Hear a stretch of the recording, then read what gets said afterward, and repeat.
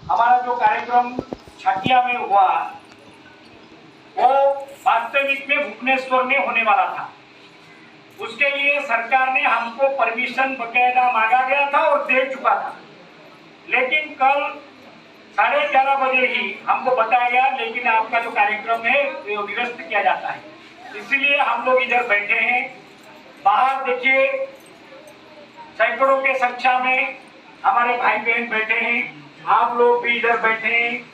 हमारा कार्यक्रम शांतिपूर्ण तरीके से चल रहा है। मैं परिचय करवाया था, लेकिन जो नए लोग आए हैं उनके लिए एक बार बोल देता हूँ कि हमारे साथ महात्मा दिल्लेश्वरानंद जी हैं, महात्मा अबीद आलम खान जी हैं और नेपाल पटेल जी हैं मध्य प्रदेश से, दिल्ली से कपिल शर्मा जी हैं। जो सदानंद तत्व ज्ञान परिषद के माध्यम से आप लोगों को आज परम सौभाग्य की बात है कि परमात्मा का दर्शन कैसे आप जान के करेंगे, कैसे जानेंगे, उसके बारे में बताएं।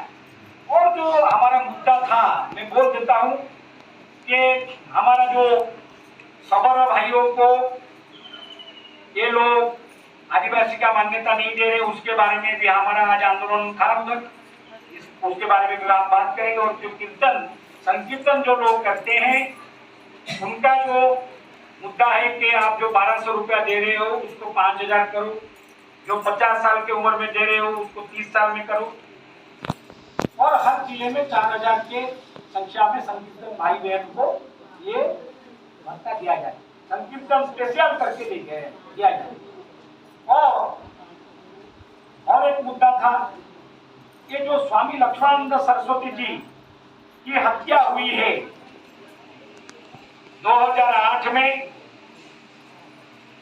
उनको जो हत्या किए थे, जो उनका कंस्पिरेटर थे, उनको उनके खिलाफ कोई इन्वेस्टिगेशन आज तक नहीं, लेकिन एक दारा सिंह करके आदमी को 26 साल पहले से अभी बंद करके जेल में रखा है। अभी केवंझर जेल में हम लोग मिल आए हैं, महात्मा जी मिले थे, तो उनको क्यों बंद करके रखा है जेल में? ये आरोप है कि वो ग्राहम स्टेन्स करके एक ईसाई मिशनरी थे, बाकी थे, उनको मार दिए। संविधान में सबके लिए समान है, कोई दूसरा अलग अलग नहीं है, तो इसलिए वो एक मुद्दा था, उसके लिए भी सरकार को हम लोग मांग किए थे। और ये जब तक खत्म नहीं होगा तब तक ये मांग रहेगा। और सबसे बड़ा मुद्दा था जो कि जो विश्व का कल्याण होगा उसके लिए जो शिक्षा पद्धति वो अभी स्कूलों में पढ़ाया नहीं जाता है। स्कूलों में क्या पढ़ाया जाता है कि कैसे नौकरी करें, व्यापार करें और उससे रोजगार बने। तो जो रोजगार करता है वो लूट भी करता है। मैं बोल चुका हूं, बार बार बोलने से लूट करता है। जो रोजगार के माध्यम से जाएगा, केवल रोजगार, मुझे पैसा चाहिए, तो पैसा उसको पूरा अंधा बना देगा, पूरा। तो इसीलिए उस शिक्षा में रोजगार के साथ साथ विद्या तत्वों पद्धति को सरकार यह जो 11वीं क्लास से लागू करेगी, तब क्या होगा कि वो रोजगार तो करेगा ही करेगा, लेकिन उसके साथ उसको ये मालूम पड़ेगा कि जो रोजगार कर रहा है अपना शरीर के लिए, तू तेरा जो अंदर जीव है, आत्मा जो सोचता है, तू उसके लिए क्या कर रहा है? उसके लिए तो कुछ नहीं कर रहा है, उसके लिए तू कुछ भूल गया पूरा। उसको दो है ना, शरीर के अंदर एक जीव है वो चलाता है और शरीर अलग है। शरीर मर जाता है, जीव कभी मरता नहीं। नैनं छिन्दन्ति वस्त्राणि नैनं दहति पावकम्, ये श्री कृष्ण जी ने भगवत गीता में बोला है, सबसे तगड़ा श्लोक है। कि जीव को कोई जला नहीं सकता है, कोई मार नहीं सकता, लेकिन शरीर को हम जला देते हैं मर जाने के बाद। तो उसके लिए हमको कुछ करना है। इसीलिए विद्या तत्व पद्धति को सरकार लागू करना चाहिए। और जो अलग मुद्दा है कि अभी जो हमारा राष्ट्र है, भारत राष्ट्र मतलब क्या है? धर्म का पक्ष में नहीं है। तो धर्म का पक्ष में नहीं है, इसका मतलब क्या? अधर्म के पक्ष में है। और क्या है? धर्म नहीं है, मतलब क्या है? अधर्म में है। मैं सच नहीं बोलूंगा, इसका मतलब क्या है? मिथ्या ही बोलूंगा। बीच वाला है क्या? मैं कुछ देर सच बोलता हूँ, कुछ देर मिथ्या बोलता हूँ। ऐसे होता है? एक आप लोग को मालूम है बीस होता है, तो पॉइजन हम बोलते हैं। तो एक अमृत का एक फांद में जब एक छोटा सा 20 ड्रॉप भी डाल देंगे, वो अमृत रहेगा क्या? रहेगा? एक खीर में जो पास होता है, बढ़िया लगता है, मीठा लगता है, उसमें एक बीज डाल दें और बोलेंगे इसमें थोड़ा सा बीज लगाए, बाकी तो मीठा है, तो पी ले, कोई पिएगा? अभी एक बनाएंगे वैसे बढ़िया चीज बनाएंगे और उसमें थोड़ा सा ड्रॉप करके पॉइजन डाल देंगे और बोलेंगे थोड़ा सा पी लो। होता नहीं है प्रैक्टिकल। वैसे ही धर्म और अधर्म, सत्य और मिथ्या। मेरे पत्नी 4-5 साल पहले भी, वो एक वकील साहिबा है, जैसे हमारा युक्ति चलता है, तो बोलता है क्या देवाशीष होता जी, आपको तो राजनीति में वो टिकट नहीं देते हैं, धर्म नहीं है। बोला बिल्कुल मिथ्या आप बोले। किसी को एमएलए का टिकट नहीं मिलेगा तो धर्म चला गया? तो इतना सच रहना पड़ेगा, तब धर्म आपके साथ खड़ा हो। तो ऐसे नहीं, हम लोग बोलते हैं कि धर्म रक्षति रक्षितः। धर्म को जो रक्षा करेगा, धर्म उसको रक्षा करेगा। और ऐसे बोलते आजकल कलयुग है, धर्म नहीं है भाई। क्यों? क्योंकि हम खुद धर्म में हैं क्या? क्यों रक्षा करेगा धर्म आपको? लेकिन प्रैक्टिकल तो मुझे तो धर्म हर वक्त रक्षा करता है। ये जो शरीरधारी देवाशीष होता है, उसको धर्म आज तक रक्षा करते रहा है। ये प्रमाणित है, धर्म रक्षति रक्षितः। कितने डंडे आए, कितने गोली आया, मार नहीं पाए, क्योंकि प्योर धर्म में चलना पड़ेगा। ऐसे नहीं आधा धर्म में पाव एक आधा, और इस पाव में थोड़ा धर्म, इसमें थोड़ा सत्य, फिर इसमें थोड़ा झूठ। ऐसे बोलोगे ये तो कभी भी धर्म में नहीं चलते हो। थोड़ा थोड़ा करके नहीं होता है। सच नहीं तो मिथ्या, सत्य नहीं तो मिथ्या बोल रहे हो। थोड़ा सा मिथ्या बोल दिया ना, वो भी गया, सारा खत्म हो गया। जैसे कि मीठा में अभी आपको दिया जाएगा पॉइजन, तो थोड़ा सा अधर्म कर लिया ना, गया। तो नहीं करना है। इसीलिए जब आप कुछ मालूम होता है, मैं आपको बोलता हूँ, अरे भाई आप लोग केस बनाए हो, संबलपुर से आया है, आरआई को ये बोलना है, नहीं तो मेरे पास रख लेता। दूसरे लोग तो ऐसे ही करते हैं ना, अपने पास रख लेते हैं। अरे मुझसे छोड़ के कोई दूसरे जगह चलेगा, ले लो ना, जेरॉक्स कॉपी दे देता हूँ सबको, देता नहीं क्या? सबको जेरॉक्स कॉपी दे देता हूँ, ले लो, व्हाट्सएप में आजकल छोड़ देता हूँ। तो ये होता है कि आप लोग वही करिए, एप्लीकेशन जो आप लोग सुन रहे हो आज, वो जाके घर में करो।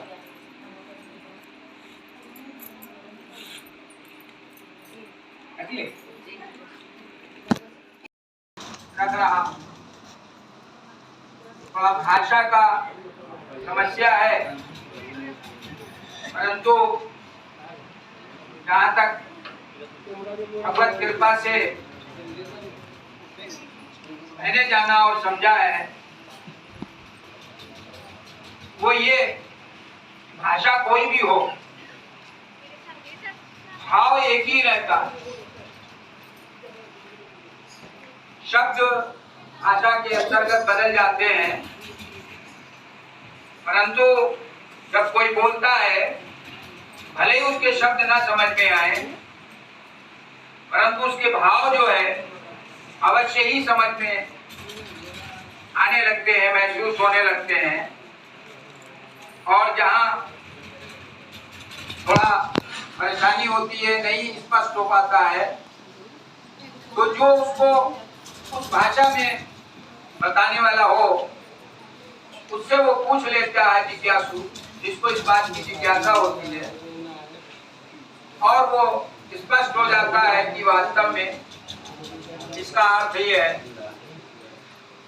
तो मुझे तो अभी तक यहाँ जो भी लोग उपस्थित हैं और जो कुछ भी भाषा में बोला जा रहा है, अभी देवाशीष जी ने भी बोला, आप लोग भी इससे पहले जो भजन गा रहे थे तो उसके कुछ बोल भी ऐसे थे जो स्पष्ट थे और उसके जो भाव थे वो स्पष्ट हो रहे थे। तो मैं जहां तक समझता हूँ, थोड़ा आप लोग भी इस पे जब थोड़ा सा विशेष ध्यान देंगे, क्योंकि ये तो पक्का है कि आप लोग भले ही इस संसार के सिस्टम में अपने जीवन को व्यतीत कर रहे हैं, जिसके चलते इस वक्त की जो व्यवस्था है उसके अंतर्गत आप लोगों को अपने जीवन यापन करने के लिए जो जरूरतें पड़ती हैं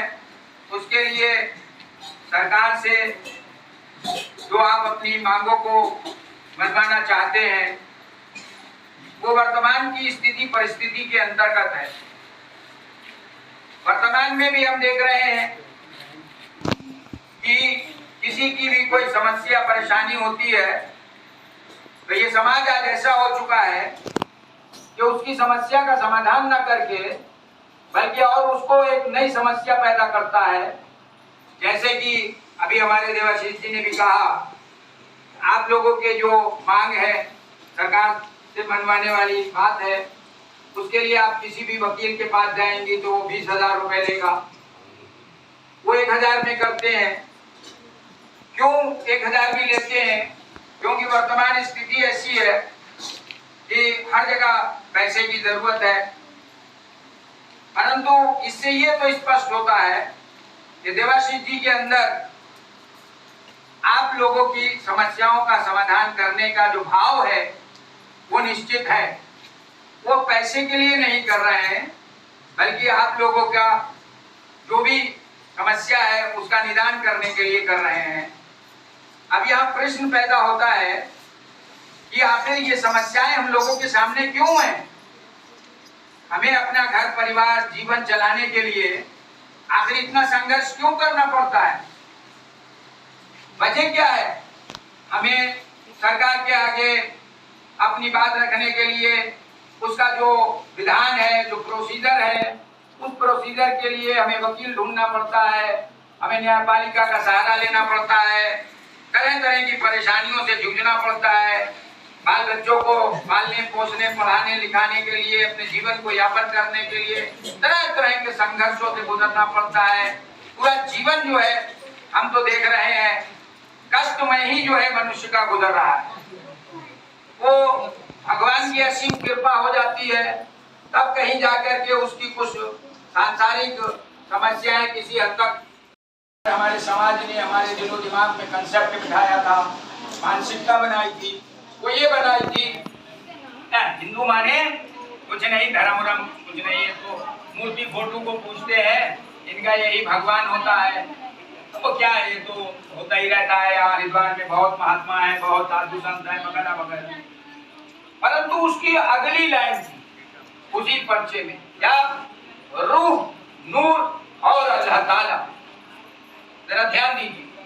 अब चूंकि हम उस भाषा वाले थे, हम उस लाइन वाले थे, जैसे कि अभी आपसे उड़िया में जो है कोई बात करेगा तो आपको लगेगा ये हमारे ही भाई है, ये हमारे ही देश का है, हमारे ही स्टेट का है, तो वो एक उससे इंटीमेसी, उससे जो लगाव होता है वो एक अलग किस्म का होता है, क्योंकि वो अपना जैसा दिखता है। हमको भी ऐसे ही जब उसको पढ़ा, ये रूह, नूर और अल्लाह ताला, ये तीनों शब्द तो हम जानते थे, पढ़े थे, तो हमको लगा है ये क्या है भाई। और आगे लिखा है कि उस रूह का, उस नूर का और अल्लाह ताला का दर्शन दीदार। बस ये पढ़ करके हमको एक झटका लगा, आश्चर्य हुआ, बड़ा विचित्र लगा और हमको गुस्सा भी आया। हमको गुस्सा भी आया। क्यों? कौन है भाई? ये कौन संत ज्ञानेश्वर है? क्या ऐसा बोल रहे हैं? अरे अल्लाह ताला कोई मूर्ति फोटो है? अल्लाह ताला कोई जिस्म है? अल्लाह ताला कोई शरीर है? तो कोई भी दिखा देगा? ये तो असंभव बात। चलो इनसे 5 मिनट हमको बात करना है और ये हरिद्वार छोड़ करके भाग जाएंगे। ये हमारा अपना निजी वक्तव्य था और हमने जो है इस बात को कह करके तुरंत उसी समय हम चले गए। कहानी तो बहुत लंबी है, हम उसको जितना भी छोटा कर सकते हैं कर रहे हैं, जो जरूरी चीजें हैं वो रख रहे हैं। जाने से पहले बीच में हमारे मिलने जुलने वाले लोग मिले जो हमसे पूछने लगे कहाँ जा रहे हैं। हमने बताया ऐसी ऐसी बात है, कोई संत ज्ञानेश्वर आए हैं, ये इतना बड़ा दावा कर रहे हैं, हमारे अल्लाह ताला की तौहीन कर रहे हैं, इंसल्ट कर रहे हैं, हम जरा उन्हीं से बात करने जा रहे हैं। आना ना हुआ मत जाइए, वो ऐसा है, वहाँ ये है, वहाँ वो है, दुनिया भर की बातें उन्होंने बोली उल्टी सीधी। गुंडा बदमाश, चाय पिला देते हैं, ये कर देते हैं, वो कर देते हैं, तमाम ऐसी बातें आई। परंतु हम उन सब बातों को सुन करके हमने कहा ना, हमें इससे मतलब नहीं वो कौन है, कैसे है, क्या है। हमारे अल्लाह ताला को वो ऐसा शब्द बोल रहे हैं जो उनकी इंसल्ट हो रही है। अल्लाह ताला को कोई मनुष्य दिखा देगा? असंभव। हमको जाना, हम पहुंचने के पश्चात, कहानी तो बहुत लंबी है, तो वहाँ के उस संस्था के सदानंद तत्वज्ञान परिषद के जो प्रधान सचिव थे ठाकुर राम साहेब सिंह जी, वो हमको मिले। उनसे जब बातें हमारी होने लगी तो एकदम विपरीत, मतलब अभी बाहर लोग तो ऐसी बातें बोल रहे थे और ये जो बातें कर रहे हैं बड़ी अच्छी बातें कर रहे हैं, इतनी सही और सटीक बातें कर रहे हैं। हमें उससे मतलब नहीं था। उसने कहा आपके कहाँ हैं संत ज्ञानेश्वर जी? हमें उनसे मिलना है, उन्होंने अल्लाह ताला को दिखाने के दावा करा है, उनसे हमको जरूर मिलना है। हाँ बिल्कुल मिलिए। महाराज जी उस समय कहीं जाने वाले थे, पता चला कि आज नहीं मिल पाएंगे, कल मिलेंगे। हमने कहा ठीक है कल सही। परंतु थोड़ी देर बाद ही महाराज जी की तरफ से यह आदेश आया कि उनको बुलाइए। महाराज जी ने अपना प्रोग्राम स्थगित किया और हमको बुलाया। हम गए, बैठे। उनके जो शिष्य लोग थे उन्होंने अपना प्रणाम पाती जैसा कि होता है, चरणों में प्रणाम वगैरह सब अपना दंडवत साष्टांग दंडवत प्रणाम करा। लेकिन हमने तो मुस्लिम होने के नाते अपना थोड़ा सा शिष्टाचार बस थोड़ा सा नमस्कार करा और हम भी बैठे। महाराज जी ने हमारी तरफ देखा और पूछा आप कुछ पूछ नहीं रहे हैं? हमने कहा हाँ पूछने तो आए हैं। और तुरंत हमने अपनी पैंट की जेब से जो है पर्चा निकाला और उनसे पूछा कि पर्चा आपका है? महाराज जी बोले हाँ। महाराज कि इसमें जो आपने लिख रखा है कि मैं अल्लाह ताला का दीदार करा दूंगा, ये आपका दावा है? ठीक है, तो फिर एक बात मैं आपसे पूछना चाहता हूँ, एक प्रश्न करना चाहता हूँ, करिए शौक से करिए। क्या कोई मनुष्य, मैंने प्रश्न किया, क्या कोई मनुष्य अल्लाह ताला को दिखला सकता है? कोई इंसान अल्लाह ताला को दिखला देगा? बोले ना, नहीं दिखा। मैंने कहा वाह, एक तरफ तो आप कह रहे हैं कि मैं अल्लाह ताला को दिखला दूंगा और मेरे पूछने पर आप कह रहे हैं ना, इसमें से मैं आपकी कौन सी बात को सही मानूं? हाँ ये बात आपकी सही है। आप एक काम करिए, मैंने दिखाने का दावा किया है, संत ज्ञानेश्वर जी ने कहा आप देखने को तैयार हो जाइए। देखने के बाद जब आपको सेटिस्फैक्शन हो जाए, क्लियर हो जाए, आप मुतमईन हो जाए, संतुष्ट हो जाए, तब आप ही अपने इस प्रश्न का उत्तर स्वयं दीजिएगा कि दिखलाने वाला कोई मनुष्य है क्या? ये कहकर महाराज जी ने छोड़ दिया, या के आगे कुछ नहीं। अब मैं जो था फंस गया कि भाई अब बिना देखे समस्या का समाधान हो नहीं सकता। बात तो सही कह रहे हैं, अब देखना ही पड़ेगा क्या है, सच्चाई क्या है। एक तरफ तो अल्लाह ताला दिखाने की बात कर रहे हैं और दूसरी तरफ जो है हो नहीं सकता ऐसा मेरी मान्यता है। लेकिन अब यहाँ पर तो मामला फंस गया, वो कह रहे हैं मैं दिखा दूंगा। बस मैं जो था वहीं से महाराज जी से प्रश्न उत्तर करना शुरू कर दिया। करते करते वो समय भी आया, ध्यान दीजिएगा बात, वो समय भी आया कि जब महाराज जी ने इस शरीर से अलग जो इसमें रहने वाला जीव है, इसको उर्दू में रूह कहा जाता है, इंग्लिश में सेल्फ कहते हैं, उसको इस शरीर से अलग निकाल करके दिखा दिया। और आत्मा ईश्वर ब्रह्म जिसको नूर कहते हैं, जिसको सोल कहते हैं इंग्लिश में, उसको भी दिखाया। और वो परमात्मा परमेश्वर परम ब्रह्म भगवान खुदा गाड अल्लाह ताला जो वास्तव में निराकार है, जो वास्तव में निराकार है, लेकिन जब भी वो आएगा अपने को जगाने दिखाने के लिए तो वो साकार रूप को ही धारण करेगा। ये भी दिखा दिया और दर्शन करा दिया। तो जब दर्शन हुआ उस अल्लाह ताला का, खुदा का, तब दिखाई दिया मेरे उस प्रश्न का उत्तर कि कोई मनुष्य नहीं दिखा रहा है, बल्कि खुदा खुद अपने को दिखा रहा है। और यह भी स्पष्ट हो गया कि वो जब एक है तो चाहे खुदा कहो, चाहे भगवान कहो, चाहे गॉड कहो, उसमें कोई अंतर नहीं है।